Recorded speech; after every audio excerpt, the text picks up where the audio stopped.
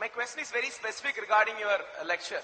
There is an increasing tendency of using the word called scientific. All the spiritual gurus use it very liberally. Sri Sri Ravi Shankar says his organization is a very scientific analysis.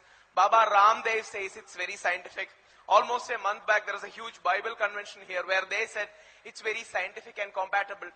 Don't you think it's a victory of science against religion that people who belong to religion are continuously going behind science for validation and saying whatever we are saying is scientific?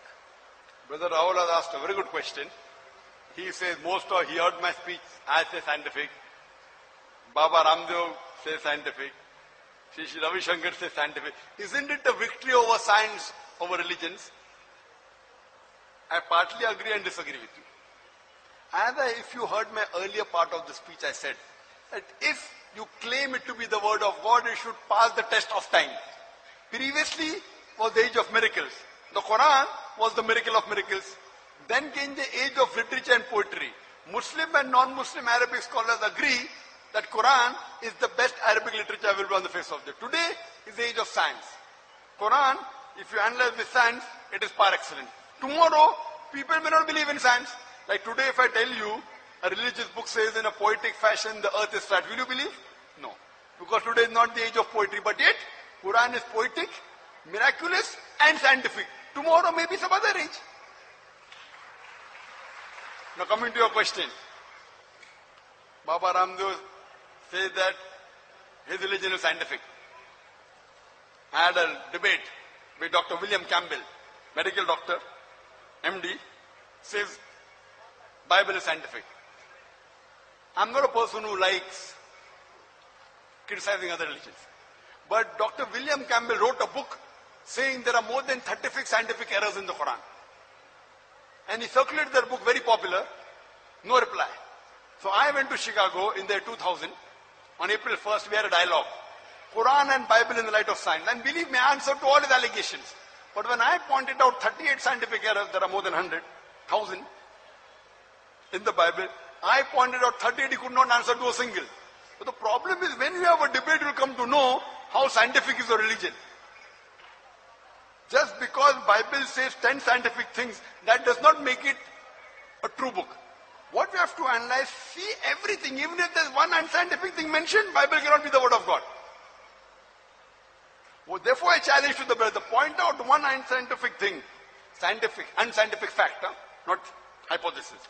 I challenge anyone to point out a single verse of the Quran which is against established science. It can be against theories, it can be against Darwin's theory, no problem, because that's a theory, it's not a fact.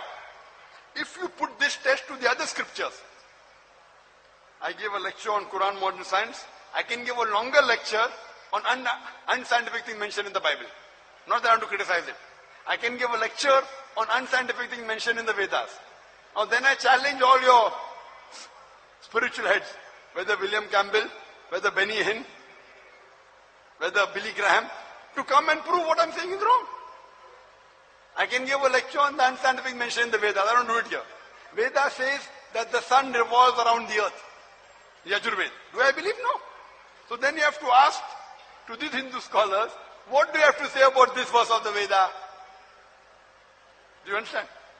That doesn't mean no verse of the Veda speaks about science.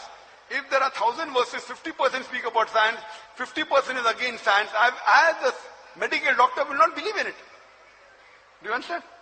So when you put the test of science, there can be certain things which science cannot prove right or wrong, ambiguous, as I said earlier. Because science hasn't reached that stage.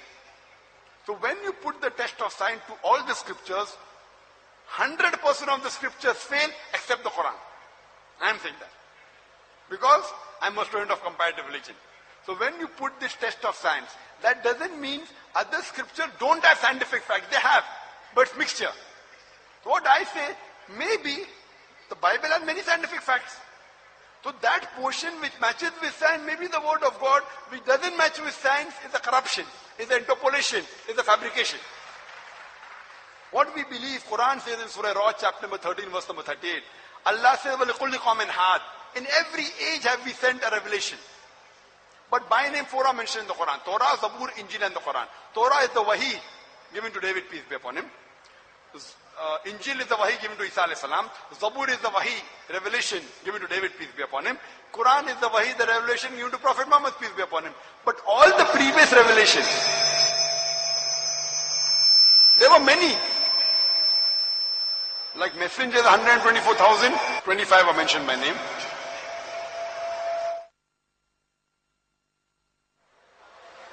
So the Quran says, there were many revelations. By name, only 4 are mentioned.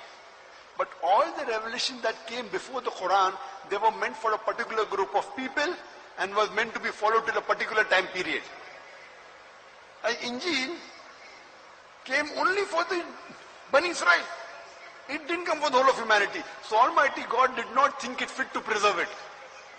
But because all the earlier messengers and all the other messages that came before the Quran were meant for a particular time period, Almighty God did not think it fit to preserve it. The last revelation, the glorious Quran, is not meant only for the Muslims or the Arabs, it's meant for the whole of humanity.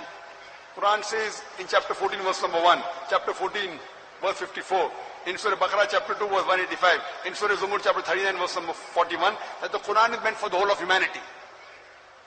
So because it's meant for the whole humanity until eternity, Almighty God has preserved it.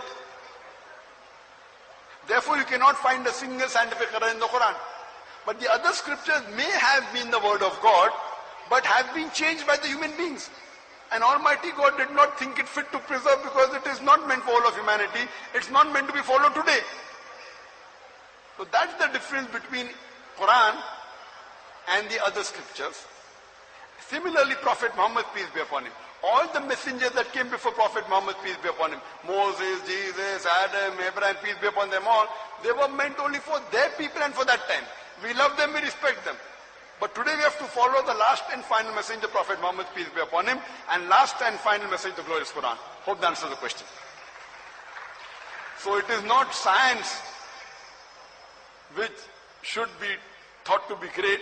It is the true religion, Quran. Why? Quran is a miraculous book. It is text, Arabic literature. It matches with science. Tomorrow may be something else, maybe jet age. I don't know what will be tomorrow. Whatever it will be, Quran is the word of God, will prove itself. That's the reason Albert Einstein said, science without religion is lame, and religion without science is blind.